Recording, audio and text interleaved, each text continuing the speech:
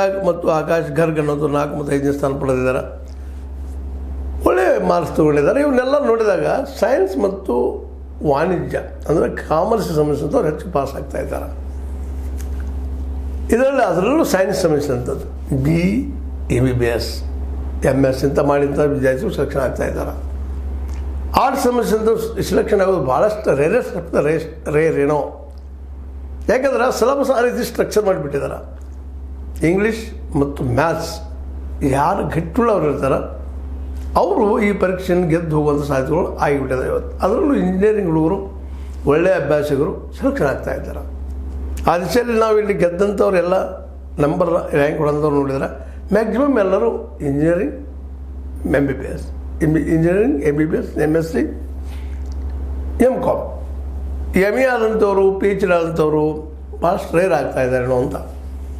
ಈ question paper setup ಆಗಿರ್ಬೋದು, ಪ್ರಿಲಿಮಿನರಿದು system ಆಗಿರ್ಬೋದು, ಮೇನ್ ಸಿಸ್ಟಮ್ ಆಗಿರ್ಬೋದು, ವರ್ಷ ಓರಲ್ದಾಗಿರ್ಬೋದು, ಇದು ನಮ್ಮ ಹಳ್ಳಿಗಾಡು ಜನರಿಗೆ ಎಲ್ಲೇ ಒಬ್ಬರು ಪಾಸ್ ಆಗೋದು ಇಲ್ಲಂತಲ್ಲ. ಆದರೂ ಅವರು ಇಂಜಿನಿಯರಿಂಗ್ ಓದಿದಂಥ ಮಕ್ಕಳು ಪಾಸ್ ಆಗಿದ್ದಾರೆ. ಇಂಜಿನಿಯರಿಂಗ್ ಮತ್ತು ಜೊತೆಗೆ MBBS ಅಂತ ಪರೀಕ್ಷೆ ಪಾಸ್ ಆಗೋದು ಹಳ್ಳಿಯಿಂದ ಬಂದಿರ್ಬೋದು, ಇಲ್ಲ ಅಂತಲ್ಲ. ಕಲಿಕೆಯಿಂದ ಮತ್ತು ಹಳ್ಳಿಯವ್ರು ಸೆಲೆಕ್ಷನ್ ಆಗ್ತಾ ಇದ್ದಾರೆ, ಪ್ರತಿಭಾವಂತಿರ್ತಾರೆ ಹಳ್ಳಿಗಳಲ್ಲಿ, ಇಲ್ಲ ಅಂತಲ್ಲ.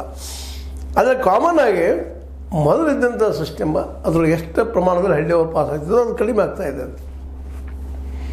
ಯಾಕಂದರೆ ಇಲ್ಲೇ ಸೈನ್ಸ್ ವಿದ್ಯಾರ್ಥಿಗಳು ಬೇಕಿಲ್ಲ ಅಂತಲ್ಲ, ಅಡ್ಮಿನಿಸ್ಟ್ರೇಷನ್ಗೆ ಯಾರಿದ್ರು ಏನು ಆ ಮಾತು ಬೇರೆ, ಪ್ರಾಮಾಣಿಕತೆ ಅನ್ನೋದು ಭಾಳ ಮಹತ್ವದ್ದು ಇರ್ತದೆ. ಆದ್ರೆ BE ಮತ್ತು MBBS ಅವರು ಬೇಕಾ ಅನ್ನುವಂಥದ್ದು ಸಹಿತ ನಾವು ಚರ್ಚೆ ಮಾಡಬೇಕಾಗಿದೆ ಭಾಳಷ್ಟು. ಯಾಕೆಂದ್ರೆ ಅವ್ರ ಪ್ರೊಫೆಷನಲ್ ಅವ್ರು ಹೋಗುವಂಥದ್ದು ಇದೆ. ಇದು ಅಡ್ಮಿನಿಸ್ಟ್ರೇಷನ್ದು. ಅಡ್ಮಿನಿಸ್ಟ್ರೇಷನ್ ವಿಶೇಷವಾಗಿ ಆರ್ಟ್ಸ್ಗೆ ಸಂಬಂಧಿಸಿದಂಥ ಸಬ್ಜೆಕ್ಟು.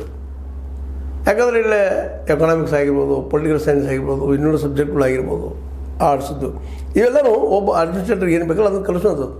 ಸಂವಿಧಾನ ಅಂದರೆ ಏನು, ಸಂವಿಧಾನದ ಕೆಲಸಗಳೇನು, ಯಾವ ರೀತಿ ಇರ್ತದೆ, ಆಡಳಿತವನ್ನು ಯಾವ ರೀತಿ ಮಾಡಬೇಕು, ಏನು ಎಂತು ಅಂತೇಳಿ.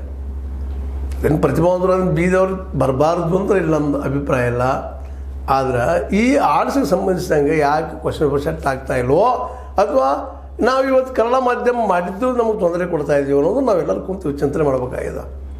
ಭಾಳಷ್ಟು ಮಕ್ಕಳು ಇವತ್ತು ಆರ್ಟ್ಸ್ ಮಾಡ್ತಾ ಇರ್ತಾರೆ ಹಳ್ಳಿಗಾಡಿಂದ ಬಂದಂಥವ್ರಿಗೆ. ಯಾಕಂದರೆ ಇಂಗ್ಲೀಷ್ ಭಾಳಷ್ಟು ಕಷ್ಟ ಆಗಿಬಿಟ್ಟದ.